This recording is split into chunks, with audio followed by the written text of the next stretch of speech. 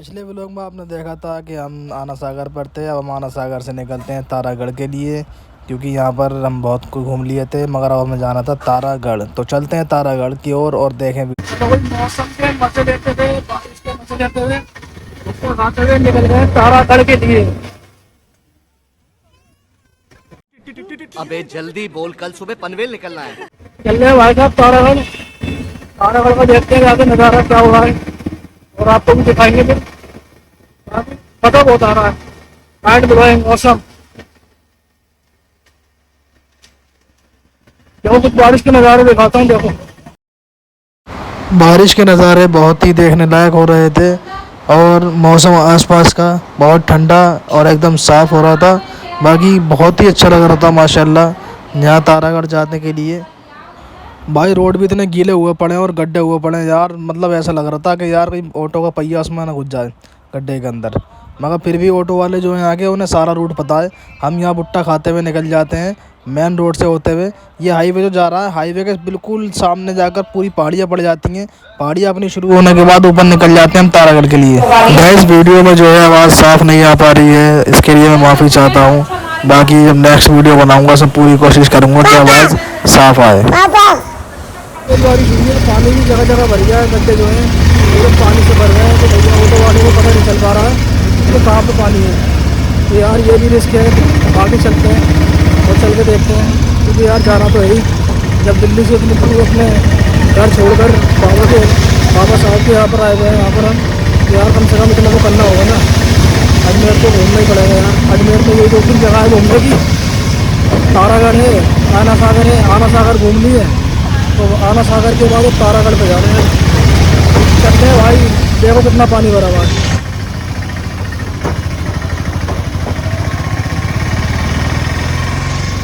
देखो भाई साहब कितना पानी भरा हुआ है। 4-5 साल पहले हमारे साथ जो मामा बैठे हुए हमारे भी आए थे, अरे हैं कि मतलब जा भी सकते थे वहाँ से पैदल आओ वापसी अपनी मर्जी की। मगर अब जो यहाँ के ऑटो वालों ने रूल कर दिया है, वो भी रूल कर दिया है कि भाई 200 रुपये सवारी है जाना और आना। आपको लेके जाएंगे वहाँ पर 1.5 घंटे का टाइम देंगे घूमने के लिए। वहाँ आप 1.5 घंटा अपने घूमो, फोटो वगैरह वीडियो वगैरह क्लिक कराओ। 1.5 घंटे के बाद ऑटो वाले भाई साहब नीचे को ले जाएंगे वापसी। क्योंकि 18 किलोमीटर का रास्ता है पहाड़ी का।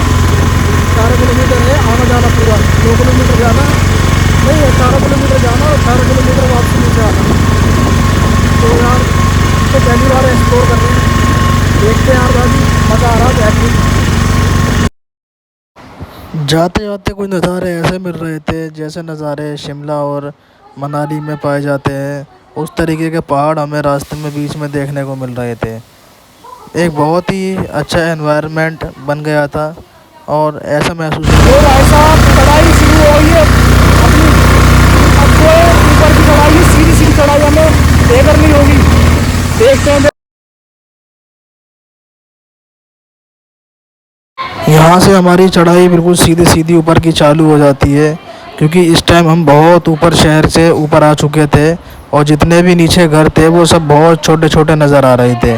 छोटे छोटे पेड़ दिख रहे थे। ये कुछ नज़ारे हम एंजॉय करते हुए फिर मजे लेते हुए अजमेर शरीफ तारागढ़ के लिए जाते हुए।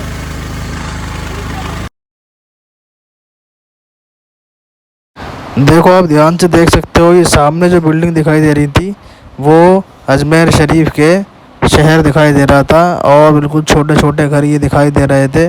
जबकि अगर हम नीचे खड़े होते हैं तो ये बहुत बड़े घर होते हैं। और ऊपर पहाड़ी इलाकों पर आने के बाद तारागढ़ जाने के लिए जब रास्ते से देखा जाता है तो बहुत ही छोटे छोटे घर दिखाई देते हैं। ऐसा लगता है कि मतलब कुछ एक अलग ही दुनिया है। तो ये चीज़ भी देखने लायक। भाई चढ़ाई ऐसी है, मतलब ऐसा लग रहा है कि मतलब पूरा सा झील है। झीलें झीलते हैं ना बड़े बड़े झीलों में, ऐसी चढ़ाई हो रही है भाई।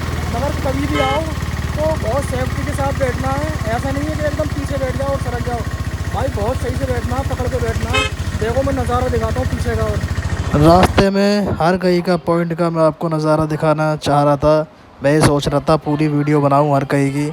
और यार क्योंकि हमारी जो वीडियो बन रही है ना, तो इसमें आवाज़ बहुत आ रही थी गाड़ी की, क्योंकि हमारा जो ऑटो था ऑटो में बहुत आवाज़ थी। तो इसलिए मेरी आवाज़ जो है क्लियर नहीं आ पा रही थी। लेकिन खैर अल्लाह के शुक्र से मज़े हमने पूरे लिए थे आना जाकर जाने के लिए। ऊपर आ जाओ तारागढ़ पे तो आपको यहाँ पर्ची कटवानी पड़ेगी। ये पर्ची है, ये पीछे खड़े रहे भैया, ये पर्ची काट कर देते हैं। 1-1.5 घंटे का टाइम देते हैं। 1-1.5 घंटे के अंदर घूमकर फिर अपने वापसी सवारी पर आ जाओ अपनी गाड़ी में। कितनी गाड़ी आपको यहीं छोड़ दे। यहाँ रखना चाहते हो तो यहाँ रख दो, आगे रखना चाहते हो आगे रख। कितना बढ़िया, सब कुछ एकदम इंतजाम है। बहुत अच्छे लोग हैं, बहुत अच्छी बातें करते हैं। आराम से 1.5 घंटे तक का टाइम दिया घूमने के लिए। तारागढ़ पे ऊपर आकर यहाँ पर आप ऊँट की सवारी, घोड़े की सवारी, तमाम मतलब ये एक्टिविटी जो होती है ना, तो शिमला में, कश्मीर में पाई जाती हैं। ऊँट की सवारी भी कर सकते हो यहाँ पर ऊपर आके, और अपना ये घोड़े की सवारी भी कर सकते हो। तो हमने तो भाई अभी अपनी सवारी से उतरे हैं उससे, ऑटो से। अब यहाँ से हम दरगाह पर जा रहे हैं, आप आगे बता रहे हैं लोग के दरगाह है। तो भाई ये जो जहाँ पर घोड़े की सवारी होती है वहीं पर ही बराबर में इनकी भाई साहब की दुकान है। क्या है भाई साहब तुम्हारी नहीं है? भाई मैं समझा इनकी दुकान है, कोई बात नहीं है। ये भाई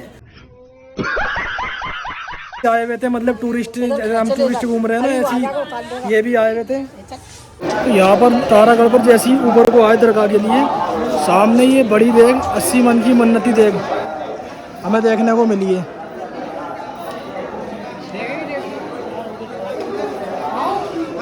बहुत बढ़िया भाई, बहुत बढ़िया माशाल्लाह चल रहे हैं। और एक ये 60 मन की मन्नती देग, एक तरफ 60 मन की मन्नती देगे और एक तरफ 80 मन की मन्नती देग देखते हैं। और एक तरफ इसके बराबर में 40 मन की मन्नती देग। देखो देखो, 40 मन की मन्नती देग और 80 मन की हो गई मन्नती देग, और एक ही हो गई 60 मन की। तो यहाँ पर 3 देगे हैं, 3, 60, 80 और 40। तारागढ़ की दरगाह पर आने के बाद कुछ इस तरीके का नज़ारा है माशाल्लाह। ये सामने लिखा हुआ, इस मुकद्दम बारगाह में आने वाले तमाम ज़ायरीनों को खैर मकदम करते हैं। मतलब जितने भी यहाँ पर मुसाफिर आते हैं, जितने भी टूरिस्ट आते हैं, सबका सम्मान करते हैं ये यहाँ की कमेटी वाले। तो ये भी अच्छी बात है भाई, सम्मान करना चाहिए।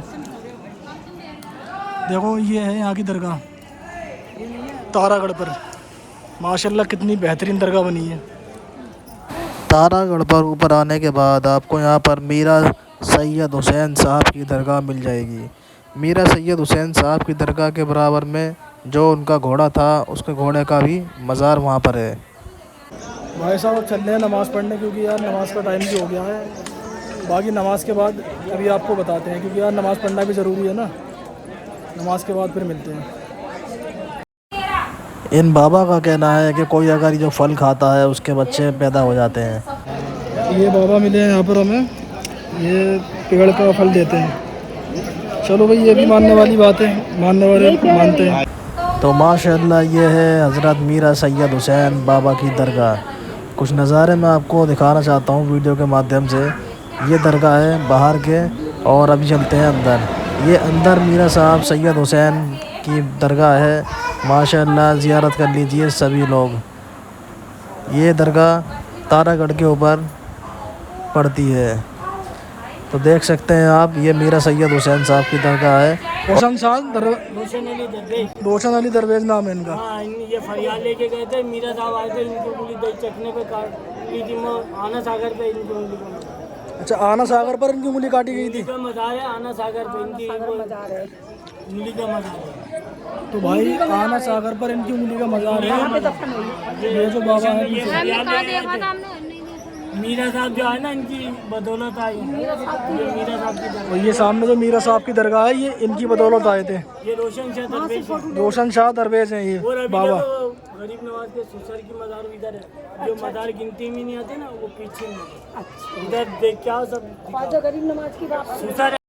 इन बाबा ने हमें बताया कि यहाँ पर मौला हुसैन का रोज़ा भी है, तो हमने सोचा कि मौला हुसैन के रोज़े का भी दीदार कर लेते हैं। यहीं पे ही दरगाह के बाहर आपको खाना खाने के लिए एक ज़फ़र होटल है। ज़फ़र होटल मिल जाता है, सस्ते खाना अच्छे से अच्छा आपको मिल जाएगा यहीं पर। यहाँ की जो खासियत है मीरा साहब बाबा की दरगाह की, 2 चीज़ें पता चली हैं। एक तो ये है कि किसी की अगर शादी नहीं हो रही होती है लड़की की, तो यहाँ मेहंदी मिलती है। मेहंदी ले जाकर लड़की को लगाओ, लड़के के लगाओ, तो मतलब रिश्ते आ जाते हैं। और दूसरी बात यह है, यहाँ पर एक फल दिया जाता है पैकेट के अंदर, छोटे छोटे फल होते हैं वो, उन फलों को खाना होता है और एक तावीज़ होता है, उसी के अंदर वो बांधना होता है। तो उससे लड़की के या मतलब जो बच्चे नहीं हो रहे होते हैं, बच्चे पैदा हो जाते हैं। तो ये 2 बातें यहाँ पर आके हमें आज सीखने को मिली। अगर शादी नहीं हो रही हो तो भाई शादी हो जाती है, और बच्चे नहीं हो रहे हो तो बच्चे हो जाते हैं। ये चीज़ें मीरा साहब के बाबा के यहाँ पर करामात हैं, ये वाली चीज़ें यहाँ पर आगे हमें पता चलती हैं। वो पकड़ पकड़ के धक्का दे रहे हैं कि भाई फूल यहीं से लो। भाई किसी की कोई ज़बरदस्ती थोड़ी है, यहाँ पर कहीं से भी ले सकता है कोई।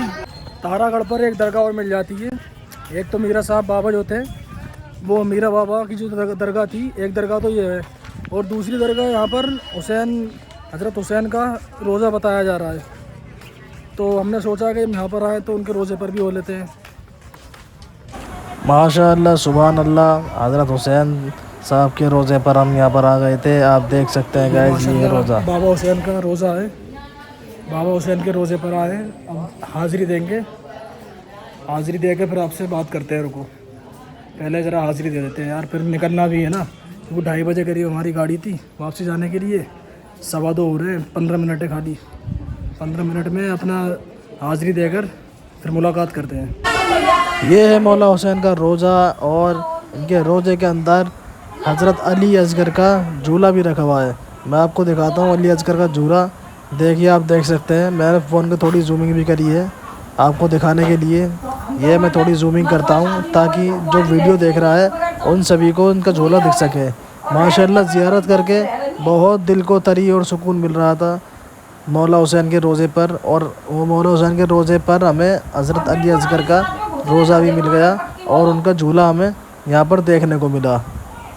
देखने वाली बात ये है गाइस, क्योंकि ये पहाड़ी इलाकों पर तारागढ़ पर ये सारी चीज़ें मौजूद हैं। इसी के साथ गाइस ब्लॉग को करते हैं एंड। उम्मीद है आप सबको ब्लॉग अच्छा लगा होगा। अगर अच्छा लगा है तो चैनल को सब्सक्राइब करें और भाई को सपोर्ट करें।